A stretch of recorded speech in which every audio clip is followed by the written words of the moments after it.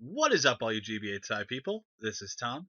We're here with your week 4 power rankings. With me, as always. What is going on, everyone? My name is Under the Radar, aka Kelly. Ha! Beat you to it. Oh no, how sad. Anyway, this week we have a lot of feelings on these matches. Some were really good, some fell short, and some were just right in the middle. Our rankings are going to be the same all the way up until about both our number 8 slots. After that, then we'll kind of diverge a little bit. What do you think, Kelly? I think that you're about right on the money. I enjoy being on the money. Starting off, number 16, we have Steve. Steve. I feel this match, Steven during this match put himself in a lot of 50-50s. I do like all the risks that he took. He made sets that were they were challenging for him to use, but they put him in situations that obviously didn't pay off for him. And that sucks because I do see the drive and the ways that Steve wants to win. More specifically, White Herb Conkeldurr, I get it, I do. It was a little bit too far out there because of the fact that Movone had 2 Intimidators, and that it forced the 50-50 where he had to go for Ice Punch to hit the Landorus if it came in, or he had to go for Earthquake, predicting the Mega Manectric to come in. If neither of those two things happened, then he wasted the White Herb, and then Conkeldurr kind of becomes a little less useful later on. The Max Scald roll against Steve, that sucked, because I could see Heatran knocking out the Empoleon, or at least getting it down to the point where it was really, really low. And then, obviously, Empoleon living prevented Weavile from getting one more Life Orb hit, which, as we saw at the end, would have affected Steve's means of sweeping with Haxorus. So many things just did not go right. Him mispredicting how Tailwind worked over Trick Room, yeah, it was 50-50. I'll let you talk about that. The Sigilyph set, I gave Steve a little too many options, and I think it should have had maybe one move to hit Weavile, because it did live in Ice Shard, obviously. And then, of course, the rivalry was a little bit too situational. Kind of the word of the day here is situational. You can't truly predict what genders your opponent's going to bring, because you never know who's genning their Mons, what set they decide to use when they do, in fact, make the Mon. Stuff like that. Just so much to counter for. Obviously, World Breaker didn't mean anything this week, but rivalry, kind of a stretch. Doesn't work most of the time in terms of the GBA. So, I'm actually going to start off backwards from where you did, and I'm going to talk about rivalry. I completely understand why he did it, because Haxorus Landorus has to always be male. Mold Breaker had no effect on the match whatsoever, so he didn't really need it at all. So why not go with something that could give you a little bit of extra damage? So I can really understand that. Whenever I watched Steve's video, he paused a lot and talked. First off, I want to say that Steve pausing and talking about all the different scenarios showed massive improvement beyond belief that I don't think anybody else has recognized yet. Let's scroll back about 2 seasons ago.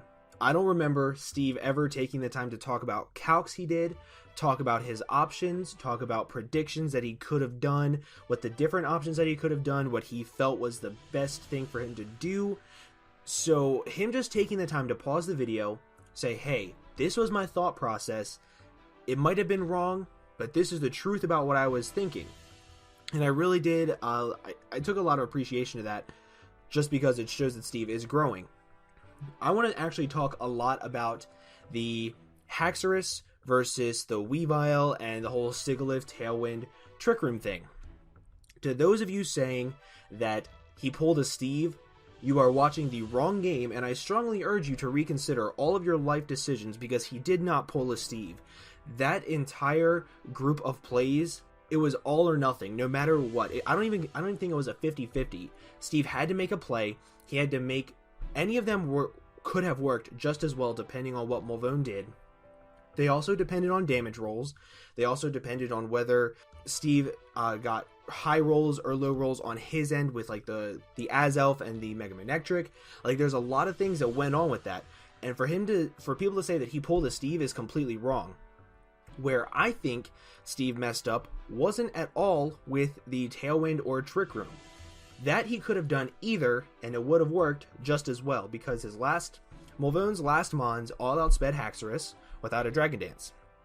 At the same time, if he got a Tailwind, Haxorus outsped all of them, so it didn't matter which one he went for whatsoever. What did matter was Movone's Weavile nature. The reason why I say that is because whenever he went for Ice Shard and the Yachi Berry popped, I did the calcs, and judging by that, I couldn't tell if he was adamant or jolly. It was impossible for me to tell. I didn't calc it by the other damages that it did. I did it solely on that. And if Steve had gone for a Dragon Dance right there, whenever he went for the first Ice Shard, if he was jolly, he was at 64%, and a jolly Life Orb Ice Shard did 68%. So if he had gone for a Dragon Dance, he could have gotten the speed boost and the attack boost. So when Mega Manectric came back in, he would have had neutral attack, could have killed Mega Manectric with an Outrage, and then when Azelf came in, it still would have been a roll, because it only did, I think, 97%, if I remember correctly. I could be a couple numbers off, but it's still a roll. The entire situation was just, it was not in Steve's favor, nor was it in Mulvoon's favor. It was just so hard for either of them to predict. So I think Steve, he played well, he made a good decision. I fully support it. I think it was a good play, and Steve just showed massive improvement this entire game. He's still at the bottom, just because he is winless, and until he can prove that he has what it takes to win some matches in a row, I don't think that either of us can move him up. Do you agree? I do agree. And don't get me wrong, from my end, I do agree with everything that you said. I do appreciate what Steve's doing. I appreciate the effort. I appreciate what he tried to do this past week. It wasn't there, and I can't bring him up above most of the other coaches, because it's, the win's got to be there in order to justify putting him up against someone who's won 1-2 matches, Yep. And one last thing I will say is that I don't understand White Herb Conkelder at all. The reason being is because, like you said, once one Intimidate goes off, it's kind of sort of popped. Like, yeah, it could have been useful to get some damage off on the Landorus or the Mega Manectric. But in my opinion, don't you think that having, like, an Assault Vest or, like, a Sheer Force Life Orb to hit Landorus a little bit harder would have been better, so that way on the switch in, whether you got the Intimidate, you still would have done a massive amount of damage to it. I think that would have been a little bit better, but and then you could have also done more damage to other things on his team, like the Empoleon, the Mega Manectric after it intimidates you, a whole bunch of things like that later on in the match. I think he's getting creative, and if he gets creative the way other teams got creative this week, I could definitely see Steve moving up this rankings. From there, we'll talk about the other winless team, Crimson and the Detroit Steel Wings. Crimson had a few shortcomings this week. He was playing better. He is adjusting. Obviously, it's not enough, and that's nothing against him. A few things that just didn't quite work out in his favor. I do understand why he let Staraptor get Thunderwaved, and he did have the means of heal belling it later. But I just feel like he was forced to use Staraptor in a different way, even though he did get the heal ball off later on. I don't know, the way he's using Staraptor, it's a dedicated Choice Scarf sweeper. I do feel like Staraptor sometimes can be a little more diverse than that. I think that's one of the things I did want to see Crimson do, but I can see why he's forced to use Staraptor in that way, especially these past 4 weeks. The biggest thing, and I'm going to harp on, why did he go into Eel when he has a dedicated special defensive wall in Audino against Thundurus, when Thundurus was at -1/-1 after the superpower, and him sacking off Electros, I feel like Eel could have done a little better, or even anything, with its higher speed stat later on. Volt Switch, Stealth Rock fodder, whatever.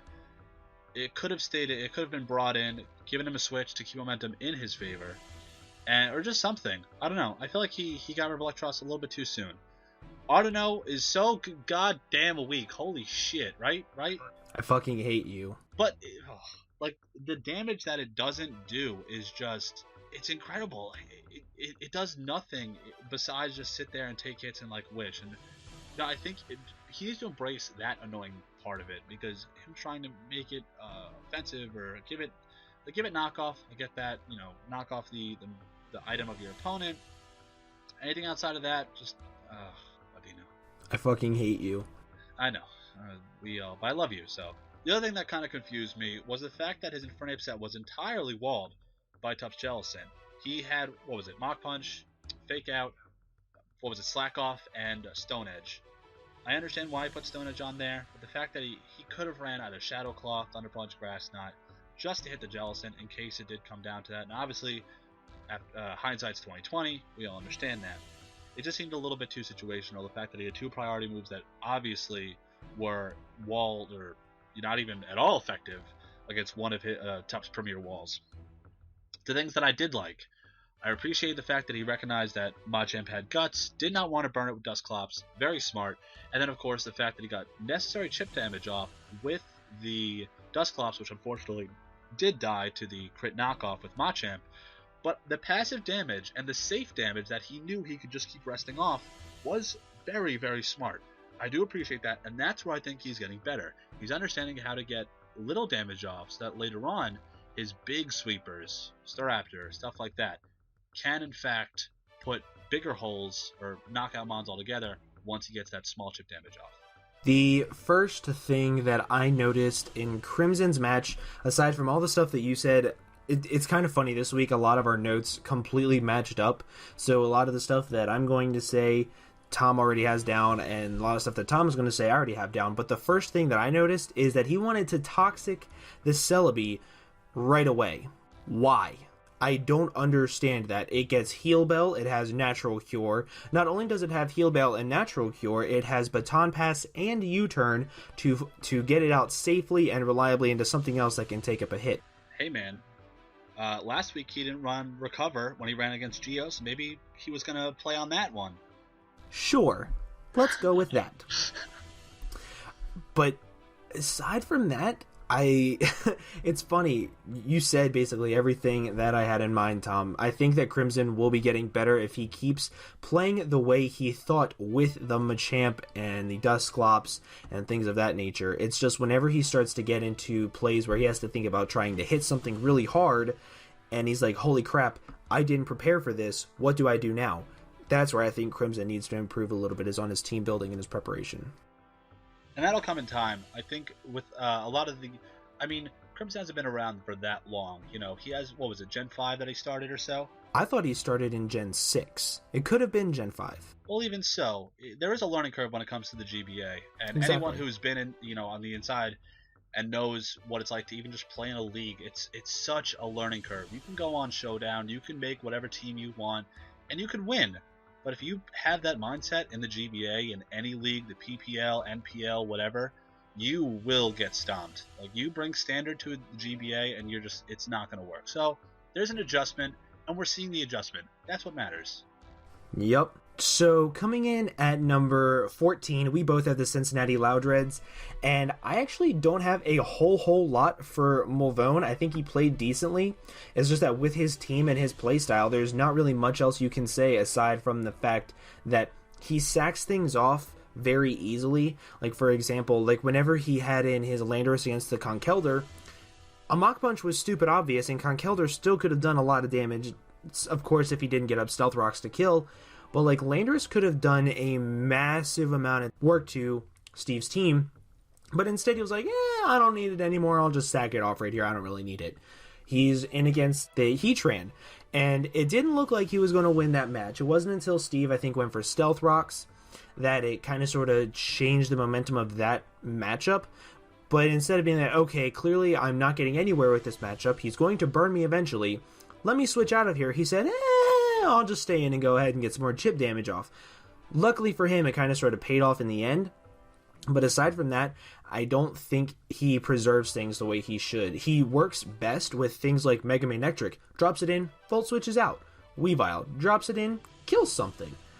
Same thing with Dusknoir. You let that take a lot of unnecessary damage too. There's a lot that goes on with Mulvone and sacking things that kind of sort of stuck out this match. Aside from that, I didn't really see a whole lot that Mulvone did wrong. Do you, Tom? See, that's the one thing I actually appreciated. He let Landorus T die so early, and it did get necessary damage off on Conk. Now, maybe he wasn't really, he wasn't riding on the fact that Steve was going to overpredict and go for a knockoff over Mach Punch to knock him out. But the one thing I will say, the damage he did get off on Conkeldurr, it ensured that Weavile came in, outsped, went for Ice Shard, and there was no chance that Steve could go for Mach Punch and knock out Weavile. I get that. And maybe that wasn't his whole intention, but it worked out. And in a way, I can appreciate that much.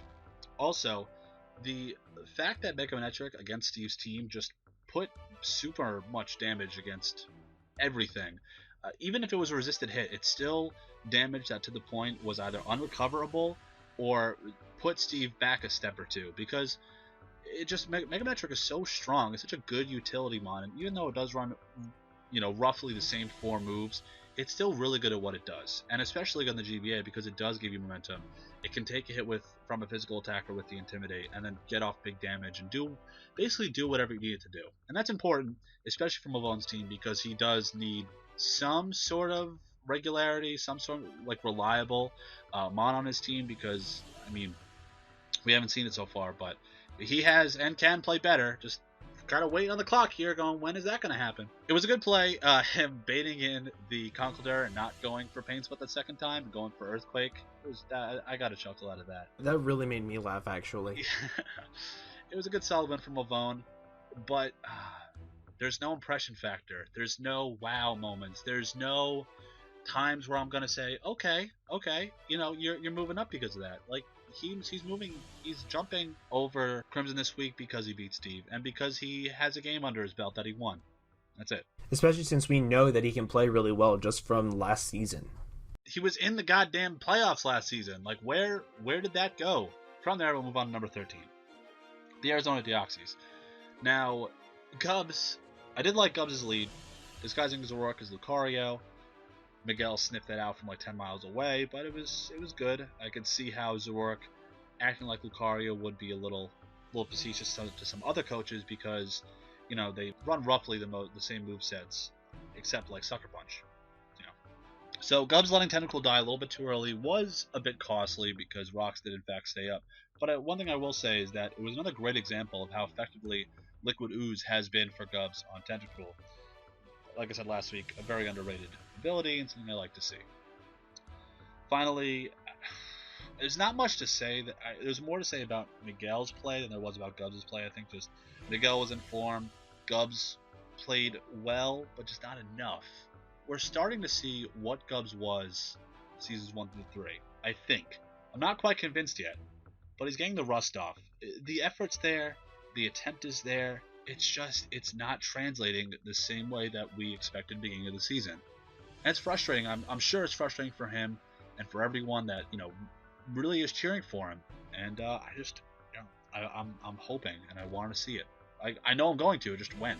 I think Gubs lost this match only because he kind of sort of gave Miguel the momentum. Miguel didn't really have to take momentum at any point in time. Gubs just kind of gave him free switches, said, okay, go into Mamoswine. It destroys my team. I'm going to give you a free chance to. And it was things like that that really hurt him.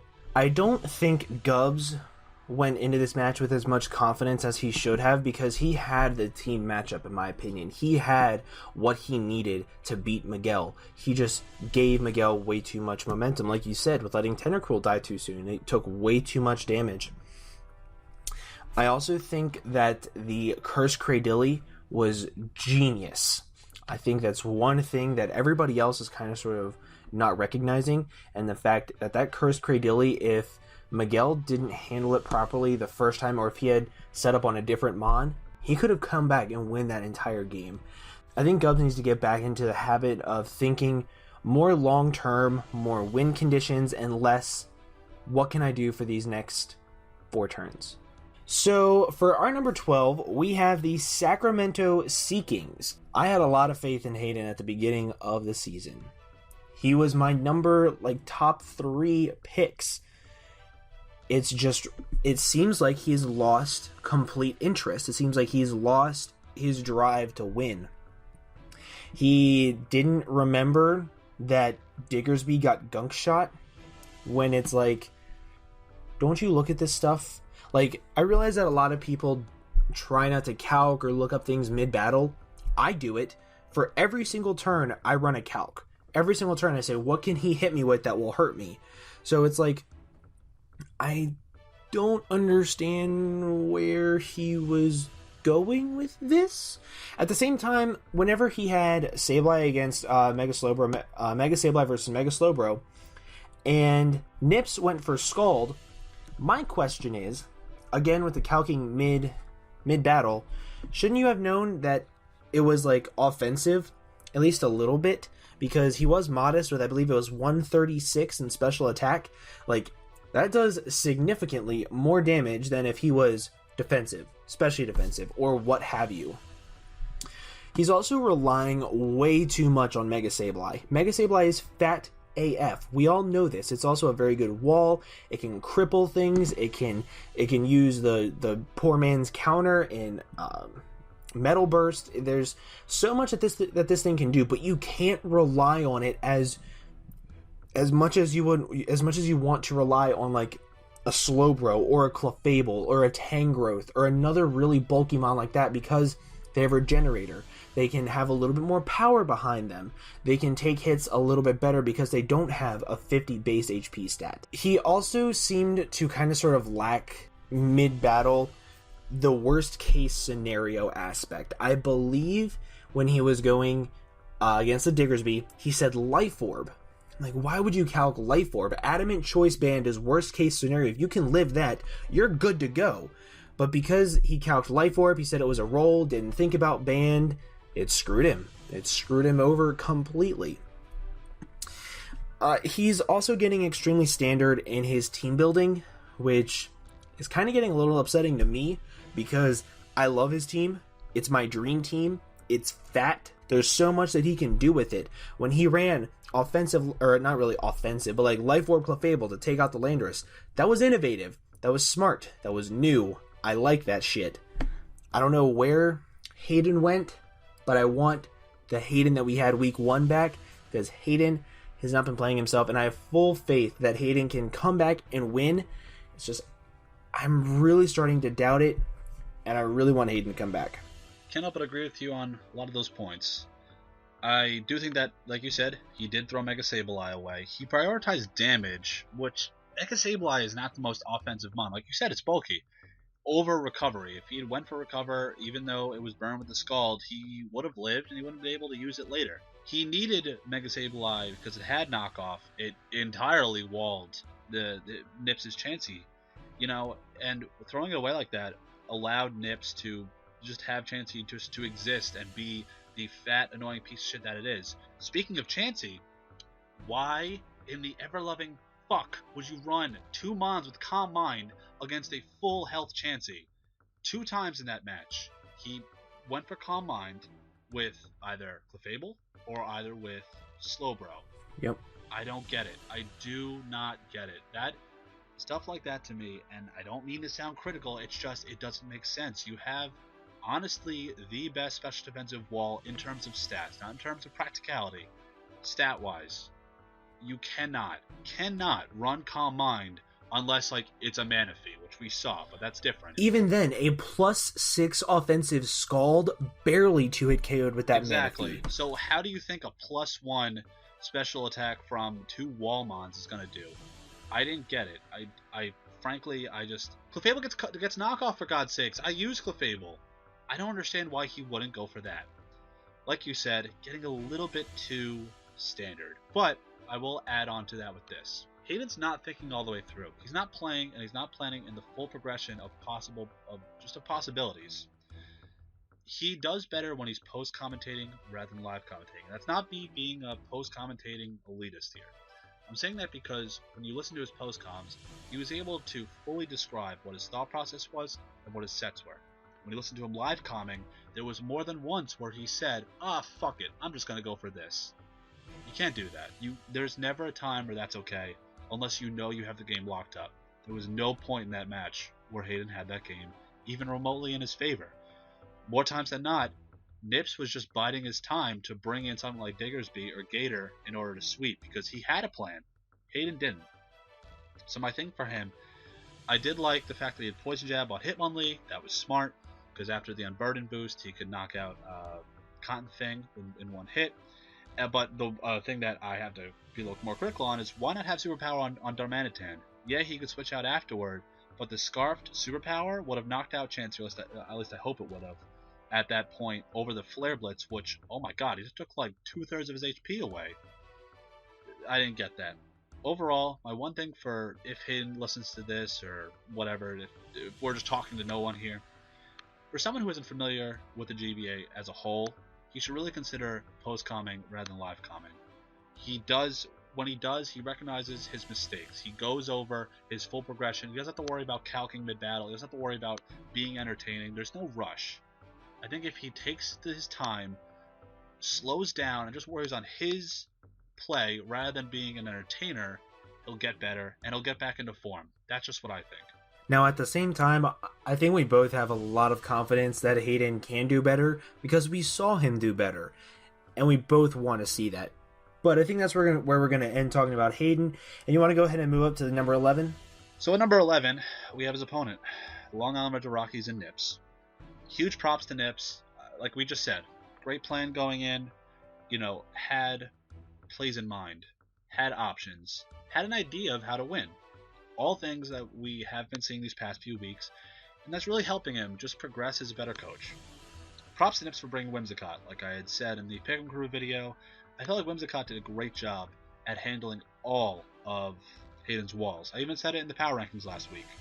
Not only that, just his team structure in general. Solid offense with Gator, Gengar, and Diggersby. And then he stacked that offense with 3 solid defensive mons being Chansey, Mega Slowbro, and Whimsicott. And he was able to run a little bit more offense in Mega Slowbro and Whimsicott in order to get necessary damage off. But the point was, still good walls, still capable of taking hits, and then dishing it right back out. Except Chansey. Chansey's garbage. 2 of my favorite mons in one video? Jesus. Listen, you know how I feel about Chansey. At the end, when Nips he over-predicted a little bit, going for Waterfall with Gator on the Slowbro. Obviously, Hayden would have wanted a safer switch rather than taking unnecessary damage. It's a small thing. That's such a small thing. He had the game locked up at that point. Once Clefairy went down, I'm sure you're going to say, he had that game in the bag. So this was the Nips that I had full confidence in week 1 that you thought I was an idiot for, didn't you? You're still an idiot. I am. But I still have confidence in Nips, and that's what matters. Okay, so I want to talk about first his team building. That Mega Slowbro set, I'm not even going to lie, I was watching, I was like, holy ballsack, look at that EV spread. That's so precise. I love it. He did a fantastic job with that. As my co-commentator, that makes me uncomfortable. Either way, it was fantastic. The one thing about his team builder I didn't really understand was his Diggersby set. And by that, I mean what he said about it. Like, I don't think he ran the calcs he should have when building that set because he said that Porygon 2 really walled him to hell and back. It didn't. Because if he had ran Choice Banded Knockoff instead of Superpower, he could have knocked off the Eviolite. So that means that Gator could kill it more easily, Gengar could kill it more easily, and then if you got Diggersby back in for free, then a return would take care of it. So I think that's where his main problem was, along with the fact that knockoff against Hayden kind of sort of matters a lot whenever you consider the fact that his main switch into a Diggersby is more than likely going to be a Slowbro. He played fantastically with the Whimsicott, like that. Whenever I was watching, I was like, holy crap, you're taking every bit of momentum that Hayden has and just using it. Thank you so much. Fantastic job on that. Once Nips actually got the surprise kill with Gunk Shot, which shouldn't have been a surprise kill, to be honest, he kind of sort of just took all of the wind out of Hayden's sails and ran with it. And for that, I say, Nips, fantastic job. Keep doing that. So coming in at number 10, we have the Pittsburgh Pyratoodles. Definitely that one. Tup and the Pittsburgh Pyratoodles, they did very well this week. I'm kind of really impressed. Like, as much as that probably sounds really mean of me, whenever I saw this matchup, I was like, Tup has a terrible matchup. Dear Jesus. I put my lock on him for the Pick'em Crew because I like Tup as a person, but he proved me wrong completely. Having the cursed body on his Jellicent was completely random and was freaking awesome. I loved it. The way he used it to take on the Suicune, it was so smart. Just so much of this match. The only thing I can say I completely disagree on was the Rock Slide turn 1. However, expecting that to miss, you can't. I think if he had Excadrill, it would have worked a lot better throughout the match because he could have Mold Breaker, EQ'd, and there's just a lot that he could have done with Excadrill. But aside from that, one miss, he didn't let it bother him. He ran with it and turned it into a win. Fantastic job. Kyurem this week, dear Jesus. I told Tup whenever he first drafted, I said, Kyurem is fantastic. It's going to get you like 4 kills in one game one week. and look at what it did. It turned out to be amazing. I believe it got 3 kills this week. Yeah. Fantastic. This game, however, didn't really have a whole lot of predictions. Tup just kind of had to play safe and make sure that he won. And for that, good job, Tup. He came out with a win. I think that Tup is doing much better this season than he did last season and showing a lot more improvements than anybody gave him credit for. Can't help but agree. Solid match for Tup in general. Just he played safe in a way just to ensure a victory. That's exactly what he did.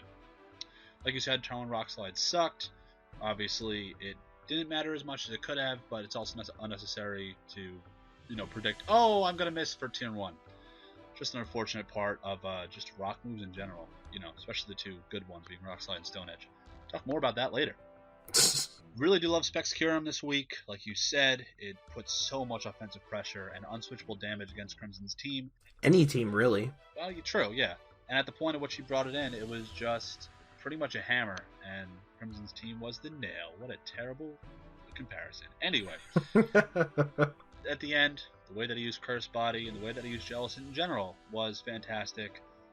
Super lucky, though, getting that Curse Body when he did, because if he didn't, Suicune was going to net an easy KO. Without Shadow Ball, that Suicune set was entirely walled by Jellison, and the only way that Crimson could really even get a grasp was to freeze it with Ice Beam. He should have called up Dan. Summon his inner Dan. Uses a spirit summon. That's going to go over a lot of people's heads. At the end, great job going for Recover to seal the victory and not getting KO'd by Stone Edge even with a crit. Overall, good job, Tup. Moving on from there, we have a guy who Now, you can agree that most of the people that watch this video are indeed shady people, right? What are shady people? So, unfortunately, Shady's going to be taking a tumble this week. For lack of better words, Shady He got mollywopped? Got bamboozled? He got played. Got wrecked. Shady just was not impressive this week. It's not a bash on his end, it was just Geo shined, and Geo netted a solid win, and Shady just unfortunately was on the latter end of that. I know you've been on the latter end of that, I've been on the latter end of a big win against an opponent. And it was just unfortunate, because the way Shady played, his only real answer for that Entei when Geo led with it was Melodic. However, Geo also knew that. So going for Solar Beam and +2 attack, special attack, no chance. No chance that Melodic was going to live after that eruption damage. Shady should have looked a little more into Entei's moveset to understand what it could have done. He was fixated for the most part on physical Entei, which hence the Granville set, Melodic set. And obviously, it's not the most apparent when a coach is going to swap between special and physical, especially because when you know it's shiny, it has to be adamant, but Geo did a good job baiting that. I understand why Shady then went into Granville and Zygarde to, for lack of a better term, burn out the sun. I think at that point he was frazzled, and he thought he could outspeed with Zygarde, obviously not the case. Geo just had HP Ice to catch it, and at that point, Shady was just trying to play damage control. For the most part, he did a good job. I think he should have brought Sharpedo in turn before, but he did a good job bringing it in when he did, so that he could catch the end of the sun, get a +1 speed, and potentially kind of gain a little ground, which he did. He didn't get 6-0'd, so props for that. He'll bounce back, certainly. I know he will. He's Shady. He's a great competitor. He's been here for a while, knows how to play in the GBA. Geo just shined, He played well. He played in a way that he just played really well. That's it. Yeah, he got beat pretty badly this week. However, I think that thinking Eruption was a physical move was his first fall, because that led him into thinking, holy crap, this is a fully physical Entei. There's no way he could have Solar Beam. But if he looked it up and saw, hey, Eruption is special, he could have Solar Beam. Let me look it up. That could have actually saved him. And what you said about how he brought in Sharpedo for the end of it, yes. However, if he was going to lose Mons anyway, and he had gone into Sharpedo, then protected, and then lost one Mon, brought Sharpedo back in, protected again, he would have been outside of the sun anyway, and he could have been in the exact same position, but had an extra Mon. So that's one thing that I think that it would have thrown me off too if I was in Shady's shoes, just because he had no idea what he was going up against.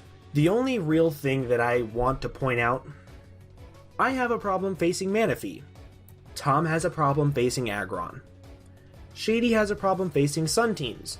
So I think that this is going to kind of open up Shady's eyes to, wow, I'm not very good against facing Sun. Let me see if this could be an option this week and let me figure out a way to counter that just in case it is. It's kind of just like an extra safety net, but it's not something that's like mandatory. Moving on from there, we'll go on to the San Francisco Giants led by Gio. Kelly, what do you want to say about it? He approves, apparently. So do I. Really like Gio's Entei set, Eruption, Solar Beam, HP Ice and Sunny Day. Very effective and threw Shady off, obviously. Entei essentially cut through half of Shady's team, knocked out some very important things on Shady's team, essentially allowed Gio to coast from there. Netted a solid win, a big win. Not only that, I don't know if you guys noticed, but in the past 2 weeks, Gio's had 2 5-0 victories. One over Shady this week, one over Tup last week. Very impressive, you know. That's a 10-0 net in terms of his differential, and 2 very big wins. You know, Gio is definitely a sleeper. He's certainly someone who picked up his game later rather than sooner. Had a slow start to begin, and I'm really happy with how Gio's performing. After this match, he was very excited, as anyone should be, you know. When you play like that, you have a plan that was as, you know, perfect as that Entei was. You deserve to be excited after that and reward yourself with a huge win. His reaction, it reminded me so much of when he beat John last season. Do you remember his reaction? I do. Oh my gosh, he jumped up and he said, "I beat the New Orleans Pelipers." Like, that's exactly what this reminded me of. And it makes me happy to watch a coach feel that good about a win. So, congratulations on the win, Gio. Keep doing it, man. So from here, now our lists will, in fact, kind of break off a little bit. I'm going to start off number 7 with the Atlanta Holucha. Now, I do realize that I did drop a coach who's 3-1. He's going to be below 2-2 teams. But I'm going to say this, I'm going to preface this. Fizz did not have a plan, or at least he had a plan, but the amount to which that he swapped things around, and the way that he tried to change things, and the way that he just didn't really have an answer for Lars' team, I don't know, I feel like I have to be a little harder on Fizz, because I see the most potential in Fizz. You know, he went from 3 very solid victories to a match where he looked, for lack of better words, lost. He made so many changes. Initially, he did have return on Leaf Vanny. He did mention he had return on Leaf Vanny, and it hit everything. Without return, there was no way he could hit Scolipede, and we saw that. You know, X-Scissor, Leaf Blade really didn't do that much to Scolipede, and Scolipede outsped it when it wasn't in the sun, which it in fact wasn't. Like I said, Fizz was very ill-prepared for Lars' team. He never really got a grasp, and it was clear that he said multiple times he didn't do that much research, or he wasn't fully familiar with what Lars' team could potentially do. The good things that he did that I will kind of, you know, be a little more supportive about, for turn 1, when he went for Focus Blast with Heliolisk to KO the Cavalion, prevent Stealth Rock from getting up and KOing it. That was great. I like that. It's essentially didn't put as much pressure on his team. I still like how he's using Togekiss as a bulky but effective wall, and he gets off necessary damage when he needs to. And for the most part, it kept Landorus Eye at bay. If it wasn't like the 50-50 at the end between Weezing and Togekiss, if he, you know, played that a little better, he could have prolonged the match a little bit. I think he still would have lost at that point. And then finally, it was a good taunt at the end against Scolipede with Weezing to ensure they didn't get Baton Pass sped swept. But overall, the reason I'm so hard is because this reminds me of my match with him back in Season 2. We did DC, and the way it's amazing how DCs affect both coaches. You know, your bag of tricks, your planning, your EVs, your moves, everything. No surprises once the DC happens. All your bag of tricks is just thrown on the floor, and it's for both people to see, you know? And I think Fizz was more rocked by this DC than Lars was. I think Lars just played damage control and just tried to adjust, even through all the rock misses. Fizz was shaken. I think he was defeated. And I do expect him to bounce back, but I got to be a little bit harder this week than I would be against other people. So my number 7 is the St. Louis Rampardos. Dan, I don't want him being at number 7 to be like, oh, well, Dan did so poorly this week. Dan didn't do anything right, because honestly, there wasn't much that he did wrong. His Blastoise set was very effective. I think he used it perfectly. Toxicating the Lantern, getting off effective chip damage, doing basically everything he needed to do this match. I think that a lot of his momentum was lost by the crits. I don't think he lost solely because of the crits, but I do think that they mattered a lot. More so the one on Blastoise and the one on Salamence, because Salamence just tore a hole through John's team. But I only have Dan this low because everybody else above him this week has either done exceptionally well every other week except for like maybe one or two, or they won this week. That's the only reason why. I think Dan has the potential to still come back, make playoffs, potentially win the league. He's doing fantastic. My only thing is that I want to point out that's not even really negative. It's actually really positive. The way he handled those crits. If you go back and you watch, the way he reacted when those crits happened, he was frustrated by them, but he wasn't flustered by them. He didn't let them get the best of him. It didn't cause him to make poor decisions. It didn't cause him to make any massive misplays. He still played everything the way he should. He still voiced everything the way we all love to hear him voice out every single option possible. I think that Dan is doing fantastic. It's just he had a rough week, and I look forward to seeing him bounce back next week. I'll go right into Dan as well. He's my number 6. Like you said, 2 to 3 game-changing crits, but such is the game. They both played fantastic. Dan just was on the receiving end of crits, as no coach really ever wants to be.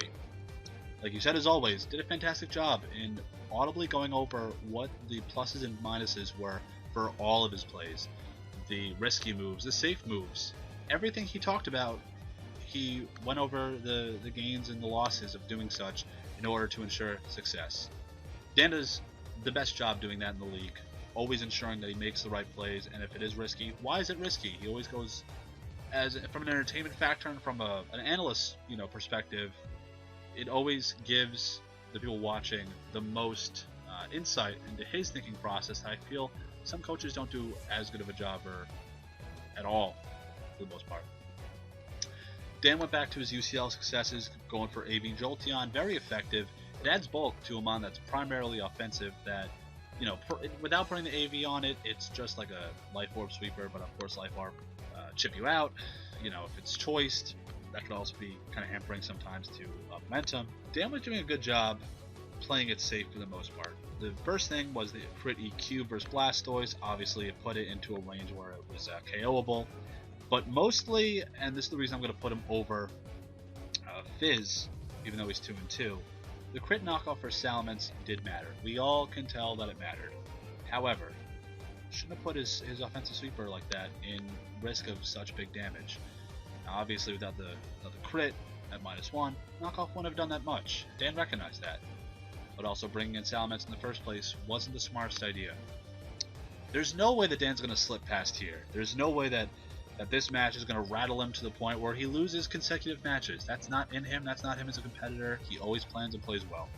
This week was a rocky one, and John just happened to get the better end of those crits. So Dan's here, but he's not going to stay here.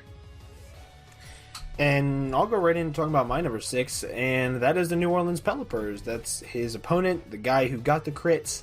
I mean, maybe if he had gotten a freeze, Dan would have known what to do against that because it's his hometown, maybe? Who knows? But I think that John, he played very well. He has shown a lot of success in using Lantern as like a bulky pivot. He used Donphan extremely well this week, same with the Chandelure. There was so much that he did this week that I was like, holy crap, John, good job. I'm really impressed by you this week. The way he used Virizion this week was absolutely amazing. I remember I used Virizion with Focus Blast to take out a Mega Aggron. However, I'm a baby and I had to run Wide Lens on it because I was scared of missing. John is a man. He did play extremely safe the entire game. However, he thought long game while playing safe with his Reuniqueless getting up Trick Room to then have his Mega Scizor be able to win at the end. John just played the way we all knew John could at the beginning of last season, and I'm so glad to see John actually doing very well. I think John accessed some scouting tape from the good old Pokemon MD, because the way he used Reuniqueless reminded me a lot of how Joey did in the UCL. I'm not saying that that's obviously impossible to use them on the same way, but it was very reminiscent because John waited till the right moment to use Trick Room Uniclus, and he cleaned up in a way that you would see someone like Joey do it, and it was fantastic. He had solid matchups at the end. He had big damage potential by that point where Uniclus can just set up Trick Room and just have a day, and that's exactly what he did.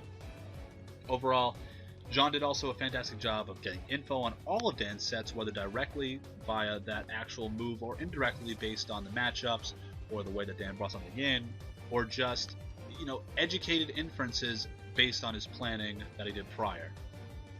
I feel like John is doing a better job in understanding, like you said, long term. He made good choices by sacrificing Chandelure when he did in order to gain favorable matchups later on in the match, gaining momentum, keeping momentum, and ensuring that everything was always in his favor. Two things like you already mentioned. The mixed Barizion with Focus Blast, it certainly would have did bigger damage than Close Combat against Mega Aggron. Great play. And finally, going for Trick Room locked up the W for John. Since Mega Scissor did outslow Jolteon, and Jolteon can't run HP Fire and HP Ice, but it kind of needed HP Ice, the U-turn had more KO potential than Bullet Punch, and, John just was on point, and outside of the crits, his planning was there. And that's why I'm going to keep him above Dan, and hopefully he doesn't falter. I don't want to see another match where he underestimates or kind of just falls a little bit short, gets a little too comfortable. My number 5, I have the Real Moril. Now, Miguel has played extremely well this season. He's played like he played last season. Why is he number 5? He's number 5 because the people above him have been playing just as good, if not better. And by that I mean, we all know that Miguel takes a lot of pride in team building, and that what he does build, it's normally 9 times out of 10 fantastic. Water Shuriken Greninja. Insanely smart idea. One thing that I don't really understand was his Gourgeist set. Why skill swap? I understand why he wanted skill swap, to take away Liquid Ooze, to take away Poison Heal, to be able to Leech Seed the Tentacruel, this, that, and the other. Cool story, but was it worth it? Is that really worth your planning to put skill swap on something? I just don't understand it. But aside from that, basically everything else he did this match was fantastic. Allowing Mamo to do so much work at 1 HP was insane. That kind of blew my mind, because in my mind, whenever I run Focus Sash, when it gets down to 1 HP, I'm like, well, this is kind of sort of now death fodder. Let me save it for death fodder. He used it as, okay, this thing is still alive. I can still punch holes.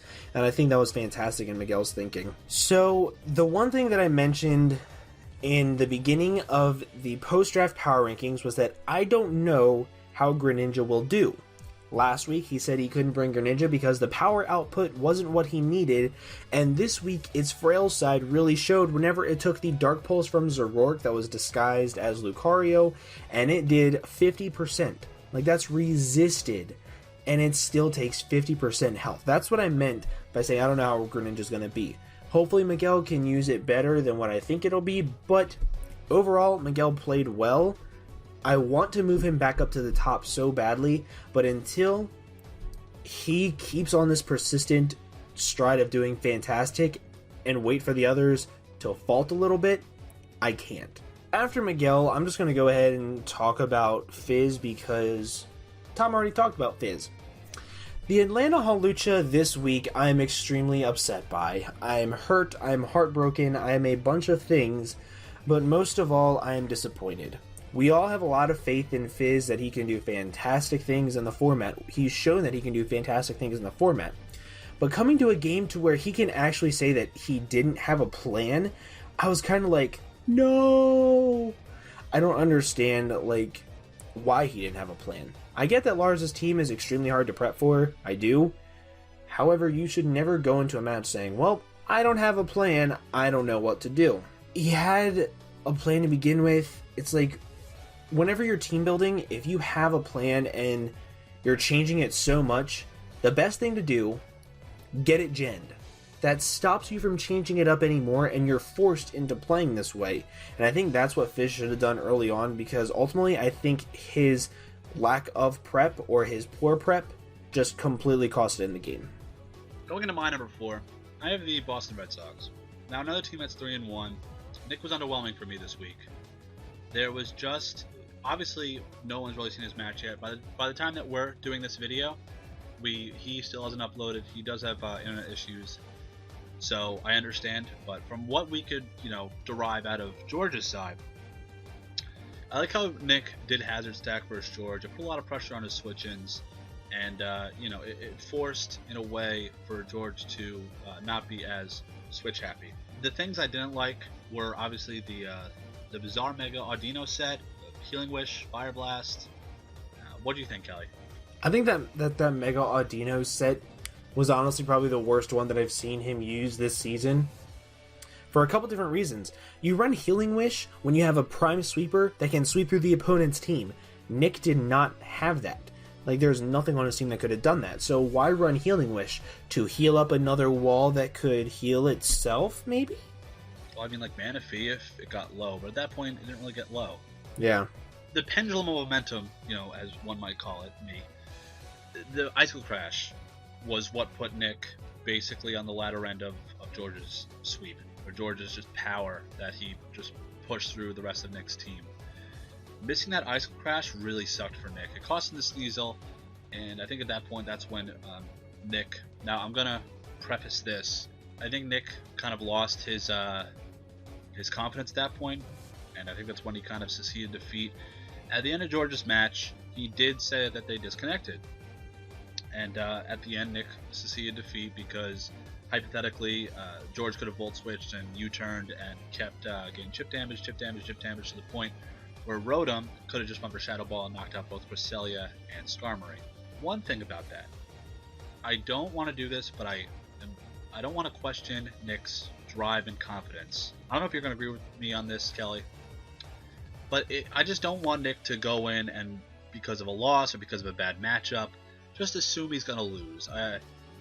Nick is too good to do that, and he's with other coaches that will never, or I hope will never, take a seat and say, fuck it, I don't even want to win anymore. That's not what the GBA is about, and that's such a terrible attitude. I hope Nick understands that this was just, he went up against a coach who had a great matchup against his team, same way with Fizz against Lars, but he doesn't take a seat and just go, I don't want to try as hard, or because I lost, I'm gonna let other teams beat me now because, it makes the league more interesting. Obviously, I want to be wrong, and I'm not trying to make this sound like it's the truth, but, I want to see Nick come out with a fury and a fire and a passion and kick the shit out of whoever he plays next week because, it's Nick. He's a great coach. He's the Season 2 champ. Let's see it. One loss, a poor loss, I would say. Bounce back. Yeah, I don't really have much else to add on to that. I think that Nick was just kind of behind the 8 ball after the Icicle Crash miss. After that, it almost seemed like he stopped caring. If I'm being blunt but trying not to be rude, it seemed like he stopped caring that match. I will say though, I think a lot of times when he says, I'm going to lose anyway, I do that too. And that's kind of a thing that's mental, because if you talk to the point to where you'd have two mindsets on this. You could either talk yourself down and say, oh, I'm going to lose, and that gives you motivation to win, or you could say, oh, I'm going to lose, and then you actually start to believe it, and then you do lose. I'm the type of person that I say, holy crap, I'm going to get 6-0'd this week, and then I come back and I win. So it's just that could be his mindset. I'm not really sure, but I really hope that he doesn't have the mindset that he actually thinks he's going to lose, because at any point in time, on any given day, anybody can beat anybody. Yeah, it's very true. I know and like you just said, I'm a fighter, so that might be where my questioning is coming from, because when someone tells me I can't, I'm the type of person to say, fuck you, I'm going to do it anyway. So that's just me. I want to be wrong. I need to be wrong on this, because I want to see Nick do really well. Nick and Fizz are kind of like my favorites, if you guys didn't realize that already. So my final three, Real Maril and Miguel. This was the true to form match. Fantastic match for Miguel. He had great intuition, suspecting that Govs led with Zoroark, and for the most part, he was in control. unlike you, I do like the physical Greninja, and I do like. Obviously, the Dark Pulse did 50%, but it was a Zoroark, and it was a modest Zoroark, if I recall. Yes, it was. Modest Life Orb. Modest Life Orb is going to do big damage anyway. I mean, it's a Zoroark, and Zoroark might be underrated, but Greninja is still frail, whether it was Protein or not. Having Waterfall and Water Shuriken, it covered what Miguel needed to cover, and it was interesting, you know? I mean, we saw Power Up Punch Greninja when Steve had it. We saw Water Shuriken Greninja when Steve had it, so, you know, if Miguel puts it on there, I don't see it not working. It's just unfortunate that it didn't get a chance to shine. Yeah, Protein not having it is a huge difference, but I still see it as a threat. If I had the chance to draft it, I would. The missed Icicle Crash this week. So many misses this week, man. Mainly Ice and Rock type moves. Mainly Ice and Rock type moves. Backlash, you know, it sucked, but he didn't get too shaken from it. He played aggressively but very effectively. He kept the game in control. He dictated the match, and even how he used Mamoswine. Gubbs was noticeably thrown off with how Gubbs thought that Miguel was throwing away Mamoswine, but it got off damage that, for the most part, was necessary. His Zapdos performed really well. I like that Zapdos set a lot. You know, the 3 attacks ruse set, modest. His Zapdos has been doing well every single game, though. I love it. You know, I like how Miguel's playing. I think that 1 week where he lost to George was kind of a shocker, but Miguel's the type of competitor to not let that ever happen again. Time for the top 2. We have 2 new leading guys because the Red Sox and the Hawlucha fell off. Leading off with number 2, go ahead. Okay, first off, I want to say to George, if you are watching this, I'm a believer. You can do it. I did not have faith in the D-League. I have faith here. I did not have faith at the beginning. I have faith now. He played so fantastic that entire game. His Scizor, his Nidoqueen, his Megalopony. Like, the way he used Gothitelle, like, it was so good. This game was absolutely fantastic. So, Nick wasn't really prepared for the way that George played. The way George made his double switches. Like, there was just so much that added into why George just had complete control this entire game. Granted, the miss really threw it in his favor, but the entire time George was fighting for it. He knew exactly what to go for. He never really made an over-prediction of any sort. Do you think so? No, not necessarily. I think that, for the most part, George knew what Nick was going to do. Especially, like you said, on the double from Bronzong into Rotom, predicting Nick to go from Press into Skarmory. It's nice to see that type of initiative be created by such a switch, double switch of that caliber. Overall, like you said, George played fantastically. Really liked the way that he set up, you know, some hazards against Nick, force him to heal Bell with the Toxic Spikes or Defog with Skarm, or just send a Nidoking and absorb them, because fuck me, right? I forgot about that. Double, like I said, I liked how he used Gothitelle versus Nick's team, the way that he trapped it, and pretty much hampered Nick's offense. Getting rid of Nidoking so early, because I believe it was Scarf Trick, and knocking out Nidoking forced Nick to play a different way, because I think at that point he only had special sweepers left. And then finally, the way he cleaned up with Rotom at the end. Rotom is... I like the electric types that both Miguel and George are using. Rotom, for being a semi-questionable pick, I think from you said that you didn't like it fully in the beginning. Yep. But the way that it's cleaning up, and the way that he's just using it as, well, these past 2 weeks, a security blanket, having it be scarfed, having it be powerful enough to just take out things when it needs to with its stab moves, I like it. I really do. George is fantastic. His addition, and even Lars's addition, who's my number 1 and your number 1, I can't get over just how the competition is this season. Yeah, and the fact that it's never been the same. Like, we've never been, well, this is staying the same, this is staying the same. It's all been completely different. One last thing about George. The way he used Gothitelle. I hate Gothitelle in draft format. I really, truly do. However, the way he's using it is making me have more of an appreciation for it and actually want to use it. So good job with that. And finally, we have our number 1 being the Barushadon fan. Lars played well enough to maintain control, and I think that his win I enjoyed. Probably up there next to George's, obviously. His walls between AV Slowking and Bulky Mixed Tangrowth, very annoying, but very effective. You know, I think the last person to do the Slow King Tangrowth core was Joe in season 2, the Pittsburgh Steelies, for anyone that can appreciate that. Lars has really fucking poor luck on rock moves. Holy shit. Rock slide, stone edge. He might as well just run rock throw and rock tomb at this point because goddamn, man. Even Rock Tomb can miss those, so I think that's a little shaky. Rock throw it is then. Fucking rock throw forever. Overall, Lars maintained loose control, I'll call it. He played well. I think the DC was in his favor, where he just kind of maintained control enough to just stay ahead.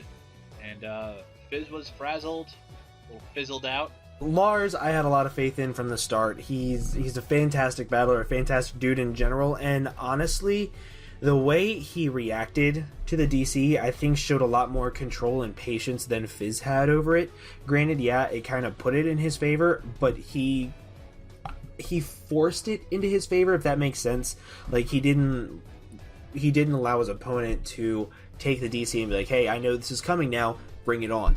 So I think Lars is doing fantastic this season. I fully expect him to keep doing fantastic, and I'm just really impressed by a lot of the coaches this season. With that being said, though, hope you all enjoyed. That was your Week 4 Power Rankings. As always, leave a comment down below. Give us your rankings. Give us your thoughts. We apologize if we were a little harsh this week, but we feel like some of the matches were a little underwhelming or were a little questionable.